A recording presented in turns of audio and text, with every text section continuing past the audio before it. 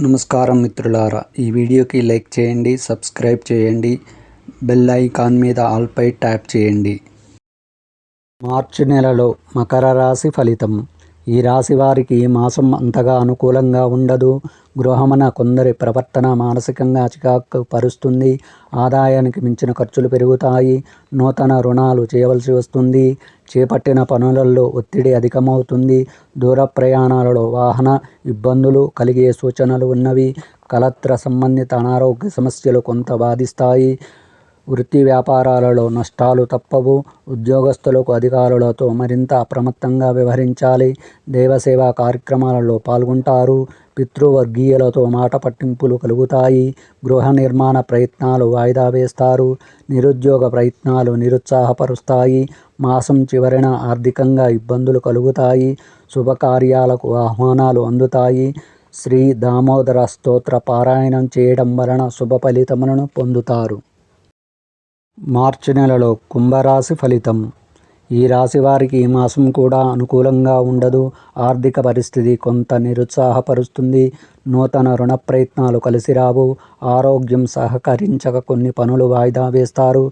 గృహ వాతావరణం గందరగోళంగా ఉంటుంది. స్నేహితుల మానసికంగా కొంత కలిసివేస్తుంది. జీవిత భాగస్వామితో మాట పట్టింపులు కలుగుతాయి. స్త్రీ సంబంధ విషయాలలో జాగ్రత్తగా వ్యవహరించాలి. చేపట్టిన పనులు ముందుకు సాగవు. వృత్తి ఉద్యోగాలలో చేయని పనికి నిందలు పడవలసి వస్తుంది. నూతన వ్యాపారాలకు పెట్టుబడులు పెట్టి నష్టాలు ఎదుర్కొంటారు. దైవ సేవా కార్యక్రమాలలో పాల్గొనడం మంచిది. మాసం చివరన వివాదాలకు సంబంధించి కీలక సమాచారం అందుతుంది. ఆదాయ మార్గాలు పెరుగుతాయి. మిత్రులతో శుభకార్యాలలో పాల్గొంటారు. శ్రీ కనకదార స్తోత్ర పారాయణం చేయడం వలన శుభ ఫలితములను పొందుతారు. మార్చి నెలలో మీనరాశి ఫలితం.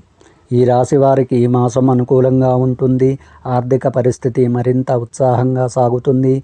పాత రుణాలు తీర్చగలుగుతారు. కుటుంబ సభ్యులతో విందు వినోద కార్యక్రమాలకు హాజరవుతారు.